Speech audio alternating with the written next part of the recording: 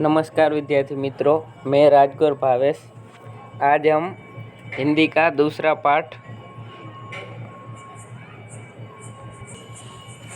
पाठ न्याय मंत्री पढ़ेंगे, जिनके लेखक है बद्रीनाथ। उनका हम परिचय लेंगे तो उनका असली नाम बद्रीनाथ है, जिनका जन्म सिलाईकोट में 1895 में हुआ था। प्रेमचंद के समान वह भी उर्दू से हिंदी में आए थे। जैसे कि प्रेमचंद जी है वो उर्दू भाषा से हिंदी में साहित्य लिखना शुरू किया, ऐसे ही बद्रीनाथ भी उर्दू भाषा से हिंदी भाषा में साहित्य सर्जन करने आए थे। उनका जन्म 1895 में हुआ था और उनकी मृत्यु 1967 में हुई थी। प्रेमचंद परंपरा के कहानीकार है। इनका दृष्टिकोण सुधारवादी है। इनका दृष्टिकोण देश में कैसे सुधार हो और हर व्यक्ति में कैसे सुधार हो, इनका दृष्टिकोण यानी कि नज़रिया हमेशा सुधारवादी ही रहा है। ये आदर्शोन्मुख यथार्थवादी है। मुंशी प्रेमचंद और उपेंद्रनाथ अश्क की तरह सुदर्शन, उनका सुदर्शन जो नाम है, और बद्रीनाथ भी उनका दूसरा नाम है। हिंदी और उर्दू में लिखते रहे हैं। उनकी गणना प्रेमचंद संस्थान के लेखकों में विश्वम्भर नाथ कौशिक, राजा राधिकार कारमण प्रसाद सिंह, भगवती प्रसाद वाजपेयी आदि के साथ की जाती है। अपनी प्राय सभी प्रसिद्ध कहानियों में उन्होंने समस्याओं का आदर्शवादी समाधान किया है, और जो समस्या है उनका आदर्श है यानी कि अच्छी तरह से समाधान किया है। चौधरी छोटू राम जी ने कहानीकार सुदर्शन जी को जाट गजट का संपादक बनाया था, केवल इसलिए कि वह पक्के आर्य समाजी थे और आर्य समाजी समाज सुधारक होते हैं।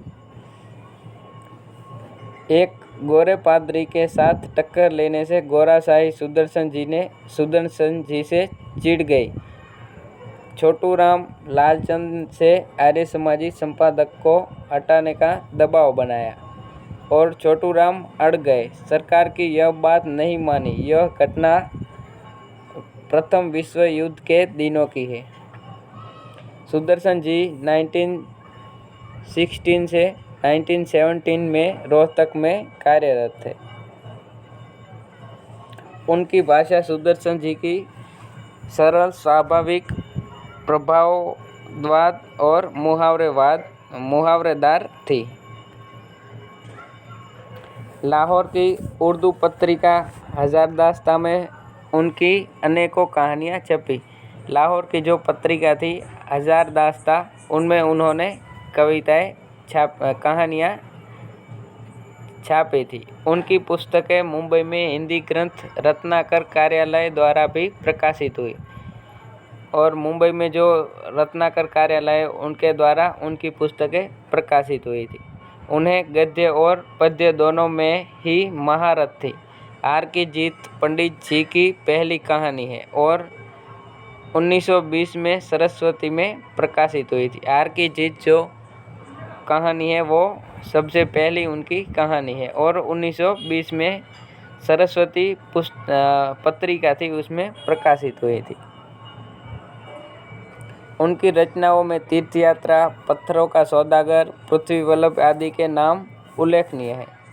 और फिल्म धूपछांव 1934 के प्रसिद्ध गीत तेरी गठरी में लागा चोर, बाबा मन की आंखें खोल आदि इनकी लिखी हुई कविताएं हैं। सुदर्शन जी एक महान लेखक थे।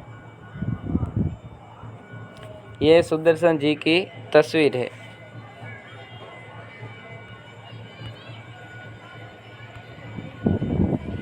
अब हम जो पाठ उन्होंने लिखा है वो पढ़ेंगे। संध्या का समय था, चारों ओर अंधकार फैल चुका था। ऐसे में किसी ने बाहर से घर का दरवाज़ा खटखटाया। संध्या का समय था, तब चारों ओर अंधेरा था, तभी किसी ने दरवाज़ा खटखटाया। कौन है? ब्राह्मण शिशुपाल ने थोड़ा सा दरवाज़ा खोलते हुए पूछा। जो ब्राह्मण ने दरवाज़ा खोलते हुए पूछा। एक परदेसी बाहर से आवाज़ आई। बाहर जो दरवाज़ा खटखटा रहा था, उन्होंने आवाज़ दी कि एक परदेसी, क्या मुझे रात काटने के लिए स्थान मिल जाएगा? जैसे ही शिशुपाल ने पूरा दरवाज़ा खोला, उनके सामने एक नवयुवक खड़ा था। शिशुपाल जो घर का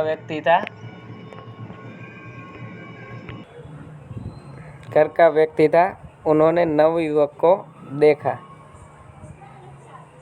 उन्होंने मुस्कुराकर कहा, यह मेरा सौभाग्य है। अतिथि के चरणों से यह घर पवित्र हो जाएगा। आइए पधारिए।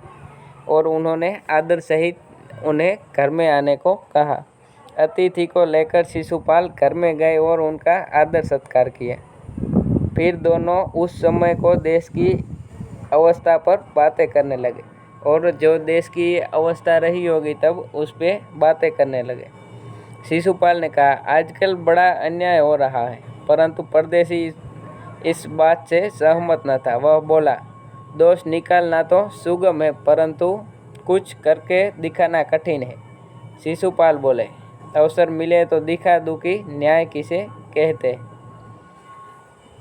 तो आप अवसर चाहते हैं? हाँ, अवसर चाहता हूँ। फिर कोई अन्याय नहीं होगा?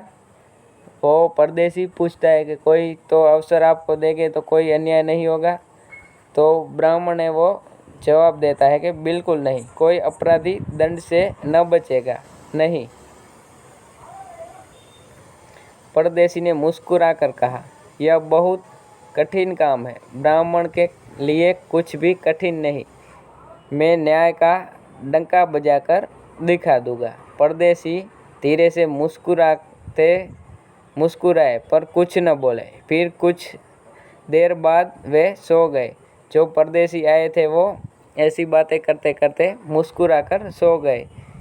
यानी कि जो ब्राह्मण कह रहा था कि मुझे अगर मौका मिले तो मैं बता दूं कि न्याय किसे कहते हैं, और वो उसके सामने कोई अन्याय हुआ होगा जिसका वो देख के दुख अनुभव कर रहा है, और वो परदेसी जो आया था वो सो गया। सुबह उठकर परदेसी ने शिशुपाल को धन्यवाद देकर उनसे विदा ली, और सुबह हो गई। उसके बाद जो परदेसी रात को घर आया था, उन्होंने शिशुपाल को धन्यवाद कह के विदा ली। कुछ दिनों बाद शिशुपाल के घर कुछ सिपाही आए, और शिशुपाल जो ब्राह्मण था उनका घर सिपाही आए और उन्हें दरबार में चलने के लिए कहा। शिशुपाल सहम गए। वे समझ नहीं सके कि सम्राट ने उन्हें क्यों बुलाया है। जो सिपाही आए थे उन्होंने शिशुपाल को महल में ले जाने के लिए आए थे, और वो चिंता में जो ब्राह्मण था वो डूब गया कि मुझे सम्राट ने किस लिए बुलाया होगा। कहीं उस परदेसी ने तो सम्राट से झूठी सच्ची शिकायत नहीं कर दी। वो सोचता है कि जो परदेसी रात को आया था उसके साथ बातें करते करते जो बातें बताई थी वो कहीं सम्राट को जाके तो नहीं कह दी। दरबार में पहुंचकर शिशुपाल का कलेजा धड़कने लगा, और वो दरबार में सिपाही आए थे उनके साथ चला गया, और जो दरबार में गया तो उनका कलेजा धड़कने लगा, यानी कि जोर जोर से धड़कने लगता है। जब उन्होंने देखा कि परदेसी ही सम्राट अशोक है, और जो परदेसी आए थे उनके घर रात को वही सम्राट अशोक है। सम्राट बोले, ब्राह्मण देवता, मैं आपको न्याय का अवसर देना चाहता हूँ, आप तैयार हैं? जो ब्राह्मण कहता था कि मैं अगर मुझे न्याय करने का मौका मिले तो मैं न्याय करूँगा, फिर कभी अन्याय ही नहीं होगा। तो ऐसे ही सम्राट अशोक ने कहा कि मैं आपको न्याय करने का मौका दे रहा हूँ, क्या आप तैयार हैं? पहले तो शिशुपाल घबराए, फिर बोले, यदि सम्राट की यही इच्छा है तो मैं तैयार हूँ। बहुत ठीक, कल से आप न्याय मंत्री हुए, सम्राट ने कहा, और अपने हाथ से अंगूठी उतारकर शिशुपाल को पहना दी। यह सम्राट अशोक की राज मुद्रा थी, और उन्होंने कहा कि कल से आप न्याय मंत्री बन जाएंगे और सबका न्याय आपको ही करना है। इस तरह जो सम्राट अशोक के हाथ में अंगूठी थी, वो अंगूठी दे के